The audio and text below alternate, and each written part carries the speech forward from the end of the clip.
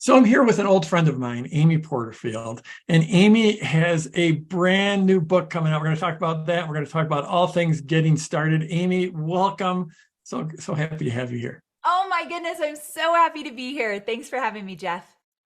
So tell us about your book, 2 weeks notice. Okay, so 2 weeks notice. The subtitle is Find the Courage to Quit Your Job, Make More Money, Work Where You Want, and Change the World. And I wrote this book because almost 14 years ago, I left my very last job. As you know, I work for Tony Robbins as the director of content development. I got to travel the world and work on the content that Tony does on stage, Unleash the Power Within, Date with Destiny. So here I was at this job. I'd been there for about 6 years.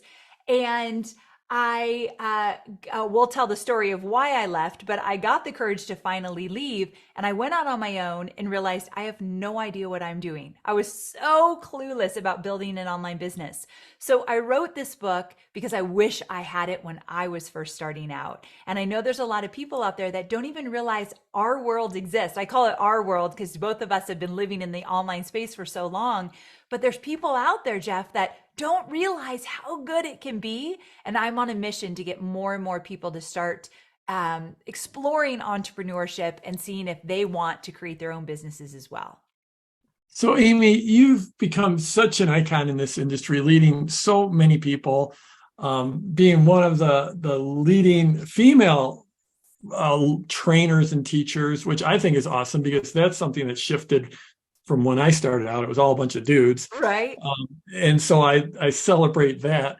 But you've become such an icon. You show up, you're so polished. Everything looks great. You've got this massive podcast. And people forget that we all started off somewhere. They think we just magically appeared fully formed. So like we were just before we hit record, we were talking about those early days and your initial start. And you want to just talk a little bit about that, I if you do, and will. this is such a special moment for me because you are part of my very beginnings. So here's what happened. I was at, like I said, I was working for Tony Robbins, and Tony decided to have a meeting where I guess you could call it a focus group, where he was bringing in a bunch of online business owners because he was starting to sell courses online and getting more in the online space. And he wanted to hear about what all of these guys were doing in the online space because he knew so many guys out there were killing it with building businesses online. So he decided to have this meeting and he invited a bunch of, they are all guys. You were one of them. So you were at the table, Brendan Bouchard. Name some other people that were there. Frank Kern, So Frank Kern was there, Evan Mike Pagan, Phoenix. Mike Yeah. Phoenix was there. And I don't know if Evan was at that meeting. He talked to him Oh, after, I think, oh, but he yeah, talked to him after. yeah. So yeah, so but there were some like key players. I didn't know any of you guys, but there are some like you guys were the Mac Daddies of all online businesses. And I learned later. And so I was humbly called to the meeting to take notes. So I was sitting at a side table. I wasn't even at the main big oak table. And Tony went around and he said, "Tell me about your businesses." And as you know, people were in all different all different industries, like real estate, investing, relationship building, online marketing, so many different things. And so one by one, each of you went around. And all I heard was freedom.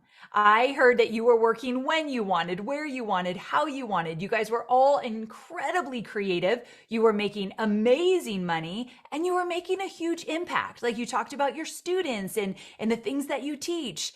And in that moment, for the first time in my life, I thought, I don't know what these guys are doing, but I want that. I wanted freedom. And I realized I had never really had it. I grew up with a really strict dad. It was his way or the highway. That was my first boss.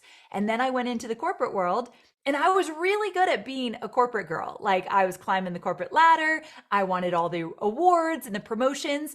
I really fueled myself on external validation. If Tony Robbins said I did a good job, I thought my whole world was made. And so I Mm. really lived in that. But for the first time in my life, I thought, wait a second, there's something else I want more than all of this. And also more than security, more than comfort. I wanted freedom. So it was that moment that everything changed for me. And I love that you were there. And I love that we are still friends. It's like the coolest thing ever. And I look up to you so much. I love everything you do. And so Amy, tell the truth now. There was there a part of like if those jokers can do this, then I can obviously do this. There was probably a part of me like, well, wait a second. I don't know what they're doing, but yeah, if they can figure it out, probably I can. Like you look at Frank Kern, he's in like board shorts and a t-shirt, and here we are in a boardroom, and I'm like, what is happening here? These guys are very casual. So yeah, and I didn't know you guys were such big deals. So I'm like, who are these guys? So yeah, there probably was a little of that. That's funny. I've never been asked that question. I could see that. Just like, really? These guys, they're doing that? It's like Exactly. But it was really cool to see. And you guys were all really good friends. There was something I've never talked about before, and I don't write about this in the book. There was a community among you all. You knew each other well. You guys did things together. You affiliated for each other. I liked that community too. And I thought, I just want to be a part of that. And so I was on a mission to figure it out. And you said within a year from there, you left your position. So this is fascinating to me because like how people make that decision to jump to full time.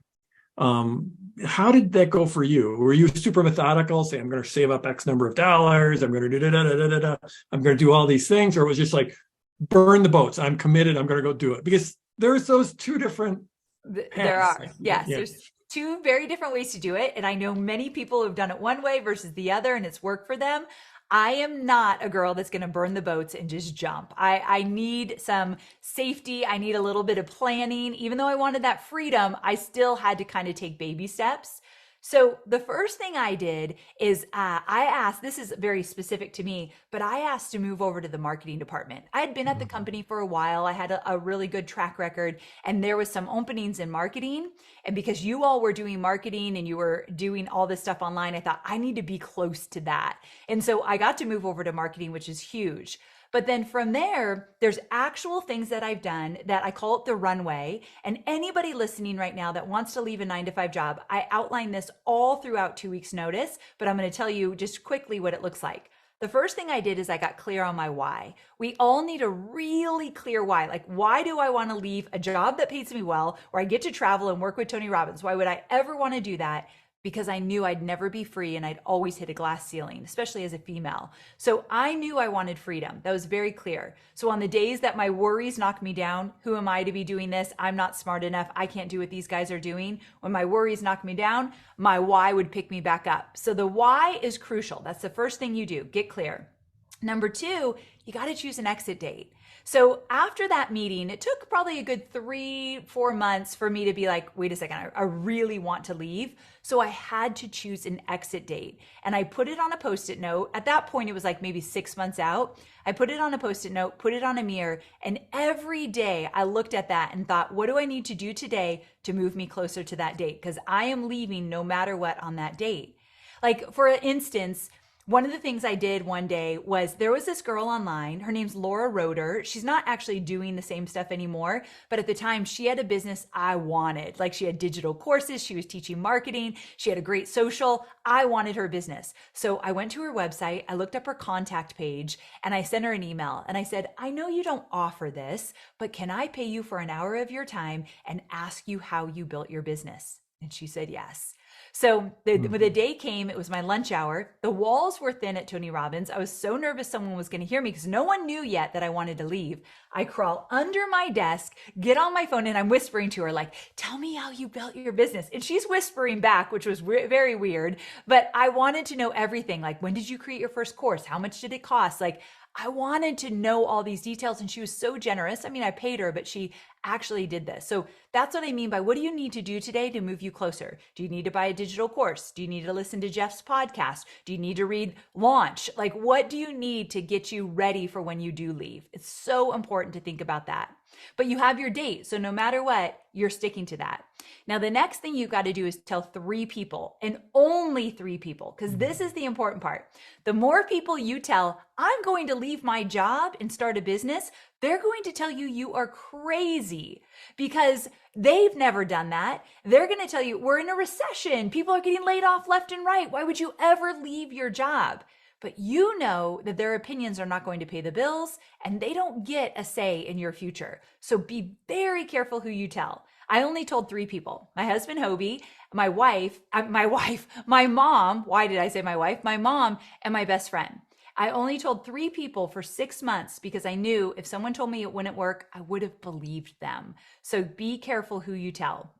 And then the next, I love that. Just yeah. like pick your champions carefully. Yes, I love that. Pick your champions carefully. Not everyone can hold space for your dreams. Be very, very careful. Mhm. So, the other thing I did is I had to get clear on my finances. So, you and I have a mutual friend, Jonathan Fields. And when I told him that this is what I did, he said, I didn't choose an exit date. I chose a dollar amount. I wanted 9 months of savings in the bank before I left my lawyer job. He was a lawyer and he was leaving that. So, just know, even golden handcuffed kind of jobs, you're allowed to leave if you want to go after something better. So he saved up 9 months as fast as he could, and then he was out. So look at your finances. Ask yourself if you want to save some money. Don't be crazy and be like, I'm going to save a year or two. It's not going to happen. I had like a month of savings in my account. And so get clear on your finances. How much money do you need to make each month, and how much do you want to save before you leave? That's important. And then finally, start a side hustle. I know a lot of your students have done this with great success. Starting something while you're still in your 9 to 5 job won't bring in a ton of money, but it could. But more importantly, you're starting to get going. You're putting that starter idea out there. You're trying a few things. Doesn't need to be your end all be all, but a side hustle will move you out of the door faster because you start to build a little confidence. So I go into it in much more detail in the book, but that's kind of what a runway looks like when you're getting ready to leave a job. How about that starter idea that like Yes. how do you decide? How do you I mean there's a lot. You could do an online course, you could do a membership site, you could have a coaching program, you could have a coaching where you coach people and it could be in dog training, it could be in meditation, it could be anything. How do you begin to narrow down and how do you decide and or test and how do you evaluate different markets and different ideas? Okay, first of all, I love that you said dog training. Every example I ever use, I start with dog training. I don't know. Maybe I think of Susan Garrett all the time, or I don't know what I do, but I do the same thing. So I like to 2 things. Number one, I take people through with something I call the sweet spot formula, and I'm going to take people through that right now. If you're listening right now and you want to start your own thing, a side hustle or a full-time thing, and you're not sure what to start, we're going to start with your topic. But Jeff hit it on the head, and I go into each of these in detail in the book. You could do a course, you could do a membership, a mastermind, group coaching, service-based business, consulting, one-on-one or group. So there's so much you could do, but we got to come up with your topic first. And before we come up with your topic, I want to tell everyone all you need is a 10% edge. And Jeff and I have seen this. I think, Jeff, you would agree. We've seen people that they don't have major certifications, they don't have 20 years of education, but they've gotten results in an area and they just are 10% ahead of those that they serve. So they could show them the way, but you don't have to have more education. So a lot of people listening right now, what you need, you already have. You just sometimes think you're not good enough, so you think you need more. You don't. So keep that in mind while I walk you through the sweet spot. So there's 4 quadrants. The first one is, what are you good at? Where have you gotten results? In your personal life and your business life, where have you gotten results? And don't you dare tell me you haven't, because we all have gotten results in some area or another, whether it be dog training or whether it be you're really good at meal prepping or you're just really good at your job and you can take a piece of that and start your side hustle or your business with that. But you need to have gotten results. We're not going to teach anything or build a business around anything where we haven't gotten results. So that's the first quadrant. The second quadrant is, who do you want to serve? And if you're not sure who you want to serve, the easiest thing to pick in the beginning, because we're just going with the starter idea, is someone like you, but maybe 5 years ago. So you can show them the way with that 10% edge. But when you know who you want to serve, you'll get clearer on what they're struggling with to make sure you have a solution for them. The third quadrant is, where are people spending money? So if you start to think, I want to teach people meditation, are there books on it? Are there other courses? Do people do coaching or consulting around that topic? Are there podcasts about it? And right here, I have to pause because a lot of people will say, yeah, Amy, a lot of people are making money with this. It's too saturated. A lot of people are already doing this. There's no room for me. And I will tell you that the ultimate validator in the beginning is if other people are doing it and making money with it, great. There are over 7 billion people in this world, and you need a tiny sliver of the internet to pay attention to make a great living online. So it's okay if it's already been done. It hasn't been done by you. So that's the third quadrant. And then the fourth quadrant is, what lights you up? Not what's your ultimate passion or mission in life. I think that's too big for a starter idea. But what do you enjoy? Don't create a business around something that you dread talking about every day, because every morning you're going to sleep, breathe, eat this topic. You're going to get up every morning and you're going to go. So you at least have to enjoy talking about it or teaching it. So this is the sweet spot, and it's just a starter idea. Jeff, when you first started in the online world, does your business look dramatically different today than when you first started? 100%. Right? Yeah. You're not even doing the same thing, right? Completely different market. Everything's different. You are a Yeah. perfect example of the fact that you just have to get started. Action creates clarity. Once you get going, you'll get clarity on where you need to go and where you're going to land. But be patient with that. That was the note I wrote down here. It was like, I wrote down, not your final answer. Yes. So whatever you come out with, it's not going to be the final perfect product, offer, business, whatever. Yeah, I started I started out teaching about the stock market, and I was passionate about it. It was cool, but then I realized I had a much bigger passion for entrepreneurship and marketing. So it's not and even within there, the offer and what I do on a daily basis changed over and over and over. So it's not your final answer. It's so true. And product launch formula is literally the pinnacle of everything. Like everyone in my industry knows that. You would have never gotten there if you didn't at least take the leap and get going in the beginning. And your story's so fun about how you started and what that looked like. So you're a perfect example of you never know where it might lead you, but you got to get started. Right. You know, there's one piece of my story, Amy, that I don't know if you know, but I had that business, and it was about helping people with their investing. And it was a very nice business. And I had a partner in that business that was helping with the content. And one day, and I'm a very loyal person. I have this incredible loyal streak. So I sort of felt like I'd outgrown that business. I was starting to get feeling old, but I wasn't ever going to leave my partner because he helped me get started. And then one day my partner, I was literally sitting right here, and he called up and he basically told me he was stealing the business from me. What? I never heard you talk about overnight, business gone. Like he took our whole customer list and said, I'm going to start publishing them from my website. And so I could either fight it out with our paying subscribers, saying, no, don't pay attention to him, pay attention to me. But I was like, yeah, you know what? I'm done with this business. But I did. And that's when I started Product Launch Formula, was 3 weeks later. Wow. And okay. That's a great story to say. Even when the bad stuff happens, it could be literally meant for you. I love that you talk about that, because you could have been devastated and just said, I'm going to go get a job. I was screwed, whatever. But you didn't. Yeah. And I was, in some ways I was devastated. Like I was like, you're kidding. Yeah, that's horrible. I was like, yeah, like at that point in my life, I'd never talked to a lawyer in my life. Oh, God. And literally never. And then all of a sudden, he's suing me for the parts of the business he wasn't able to steal. And I'm talking to 3 lawyers at a time. I'm like, I'm spending $1,000 an hour here talking to lawyers, and my income's gone. And there was all that angst, but then there was this confidence, and maybe this might tie into exactly what your book is about. But over time, you grow capabilities and you grow confidence. And I remember when he called me, I hung up the phone, and on one hand, it's churning in my stomach and my gut. He's stealing from me.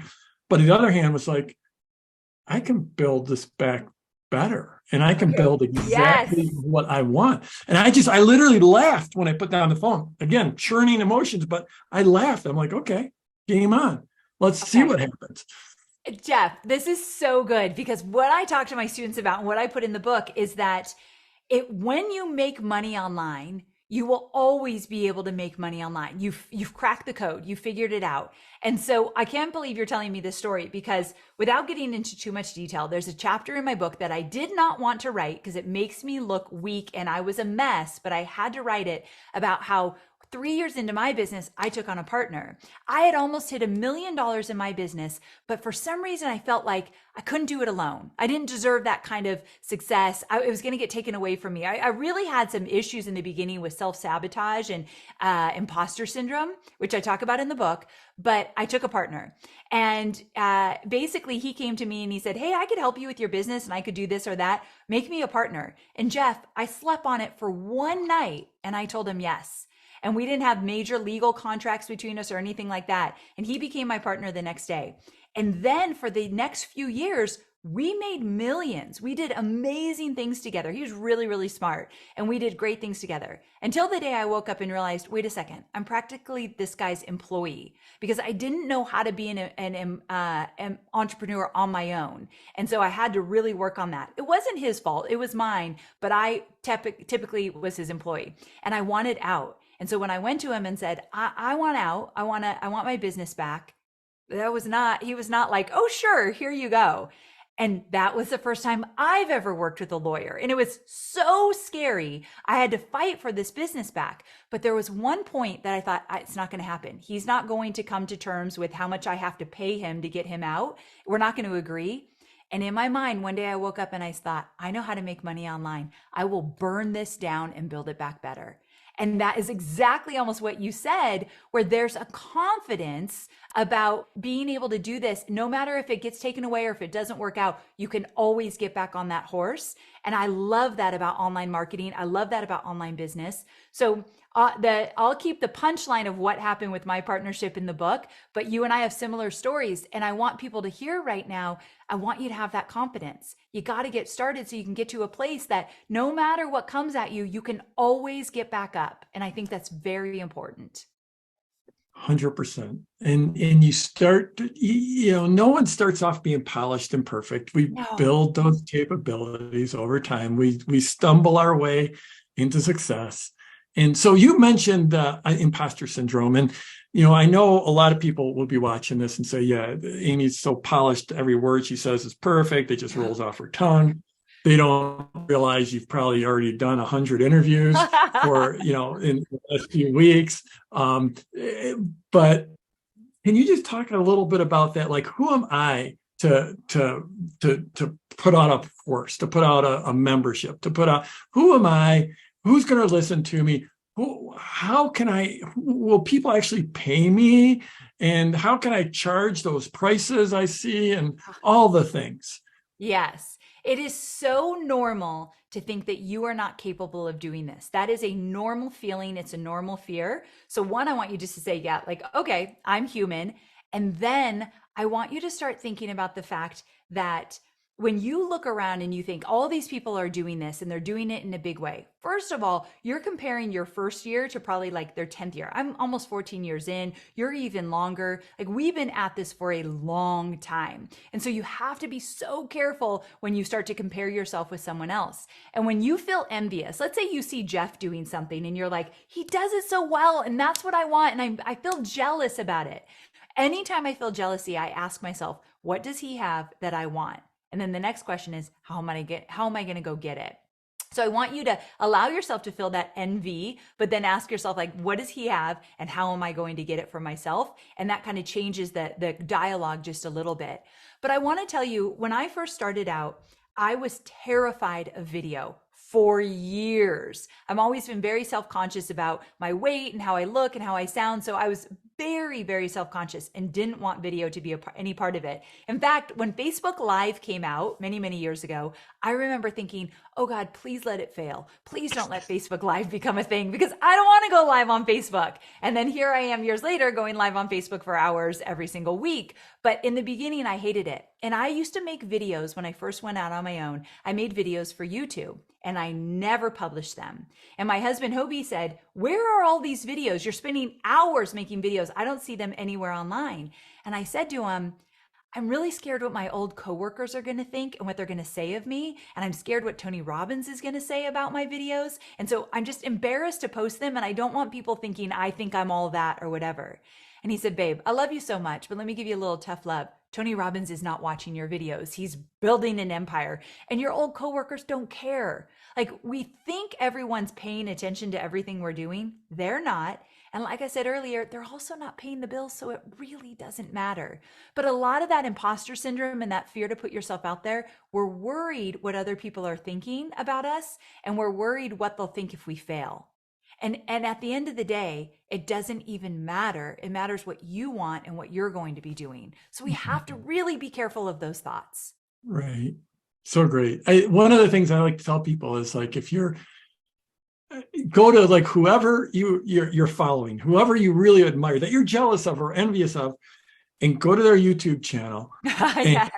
and click on the thing that says videos, and then sort it by the oldest video first, and go watch their first video. Oh, so good, Jeff. I have a bob. I look like a monk. I have a little bob. I have a bed, I think, behind me in one of my videos is like a mess. Like, yes, go do that.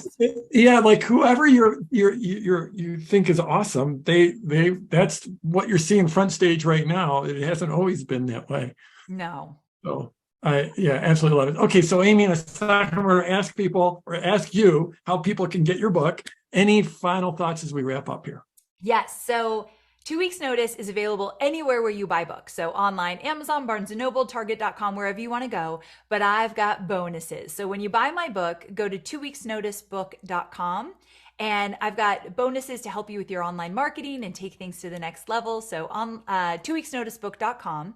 And then also, here's the thing I'll leave you with. I believe that everybody has a business in them. I believe that right now you have skills and knowledge and know-how that you could translate into a business. And if you're listening to Jeff's podcast, you absolutely want this. Like, you wouldn't be listening to a podcast like this if you didn't have desires to build an amazing, thriving business. So just know, if you're starting out, I've got the guidebook for you. It's waiting for you. But if you've already been going and you're struggling to kind of get that foundation set and you're not making as much money as you want, you can still find value in the book. But more than anything, believe that you can. If Jeff and I can figure this out, and I mean this, if we can figure this out, you can figure this out as well. Thank you, Amy. This is great. Thank you, friend. 2weeksnoticebook.com. Go check it out. Get all the bonuses. Get the book. And Amy, it's just so great talking to you. You too. Take care. Bye-bye.